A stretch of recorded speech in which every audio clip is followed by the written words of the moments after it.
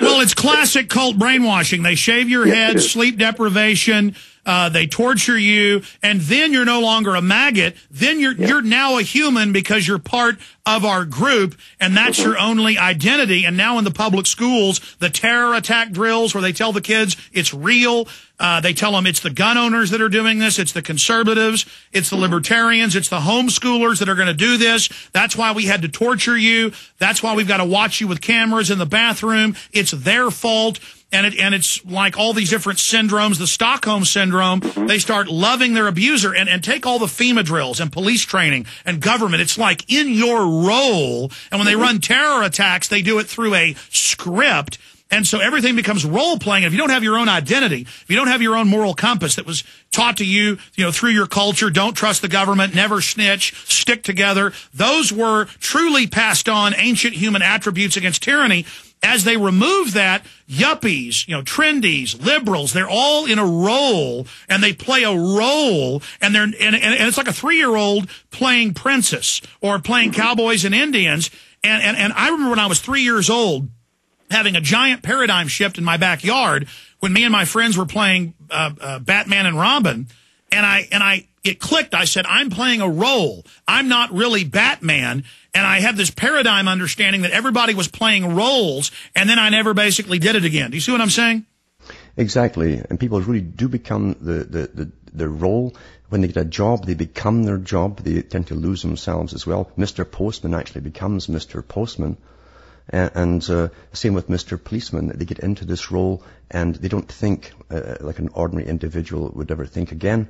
They think more like a machine. They're conditioned machines. Same with the military. But remember too, we're run by experts at the top with unlimited financing, with thousands of think tanks working on every possible repercussion for their agenda at every stage.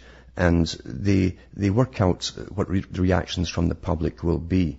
They have risen a generation on militarized video games, which were intended to desensitize the military from killing or turning on anyone they're told to turn on, including their own people if need be. And they've raised them with this. It's very addictive. They know what they're doing. And these guys now are the real Johnny with a gun. They're wearing the uniforms, and when they're told to turn on their own people, they will do so.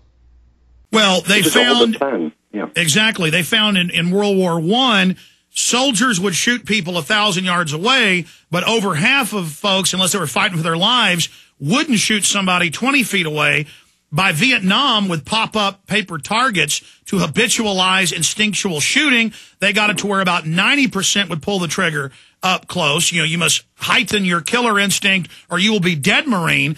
Doom, the video game, was developed over 15 years ago by the Pentagon. We talked about this, and now they even use the PlayStation controller with the Predator drones, and they're actually hiring teenagers who have the top scores on these pilot programs that they now admit the Pentagon funded Microsoft. And I talked to a high-level former...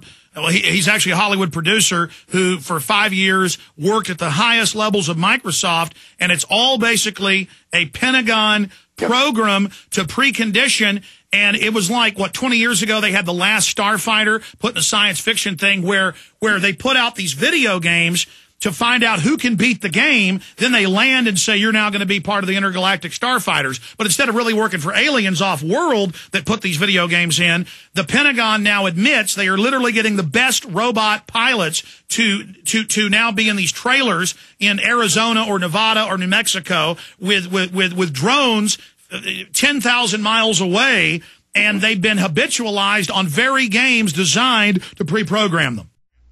Yeah, they also go through a very specialized testing for the ones who do that. And this was disclosed in a documentary in Britain where the U.S. nuclear subs are based at the Holy Loch.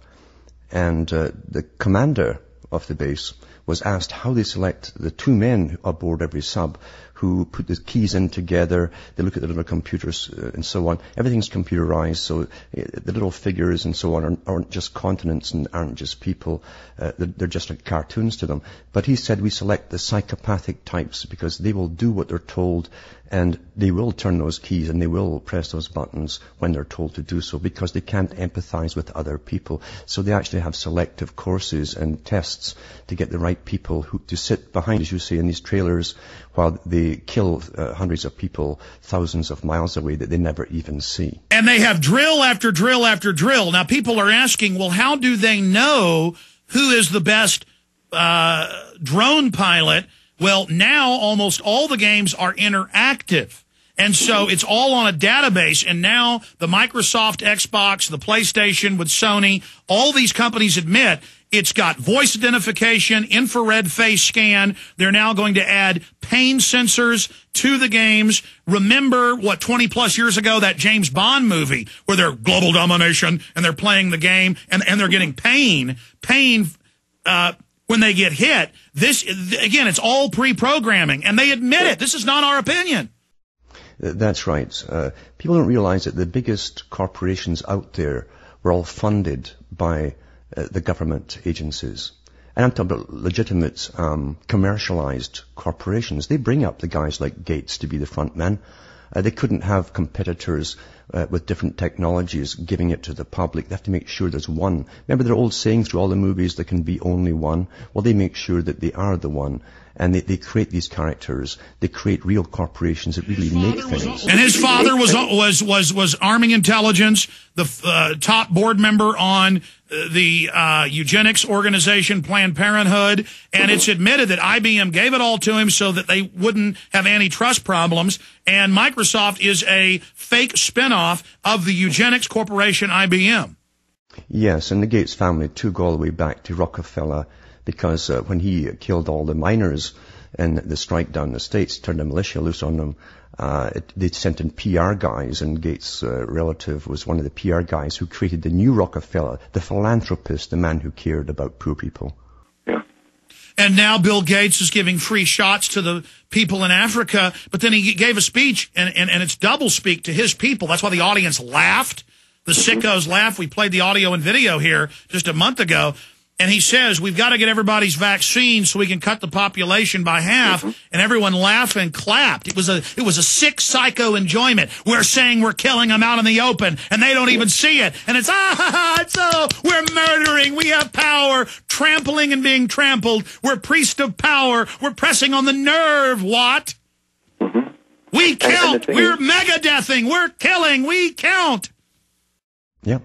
And the thing is, too, they are super confident now because the public have never been so dumbed down, the general public, as they are today with scientific means through media, all media, entertainment. And there's not a thing you can watch in entertainment that isn't full of predictive programming and messages and how you should behave and how you should feel about this and feel about that.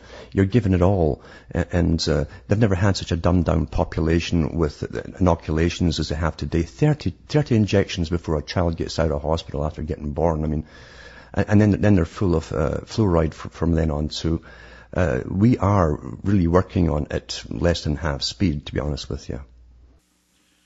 Absolutely. And why do you think some individuals are predisposed to be resistant to this versus others that fall right into it? A lot of it's upbringing, genetics, but obviously the most aggressive anti-government, anti-tyranny group in the world were North Americans, just because of the selection of who came here, the rebels, the criminals, the trailblazers. And so that's why we were the first to be fluoridated. We're the first to be targeted. And then we're the beta test. If they can do it to us, they can do it to anybody. And they really hate the Muslims because they've got their own, in those countries, kind of old world oppressive system in some ways. But that's, they say, one of their biggest threats because they won't allow in any of the Western control.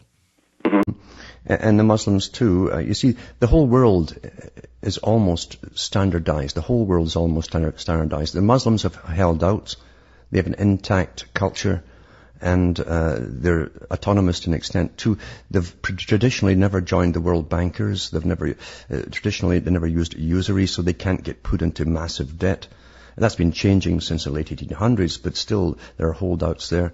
They don't fit in with the globalized, standardized system. And that's what it's all about, is standardization of a world system across the entire globe. So anyone who won't go under will be bombed under and forced under, or simply eradicated altogether. Yeah. Continue.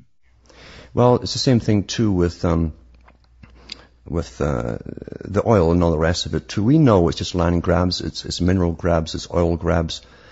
Not for our countries, because we don't have countries anymore, to be honest. We're run by internationalists, and we have been for a long, long time. But they're making sure that they have all these resources for themselves for 100 years, 200 years in the future. And I've read the Department of Defense's own projections for the next 50 years. They know, and they published it before the dollar bottomed out and the crash came. They said there would be financial crashes. They said there would be food shortages. There would be riots as they bring down the Western world. And 2010 to 2012 was around their starting date for the actual riots. Well, we've seen the riots break out in Greece and other countries. There's articles in the paper now, they're expecting riots in the UK shortly.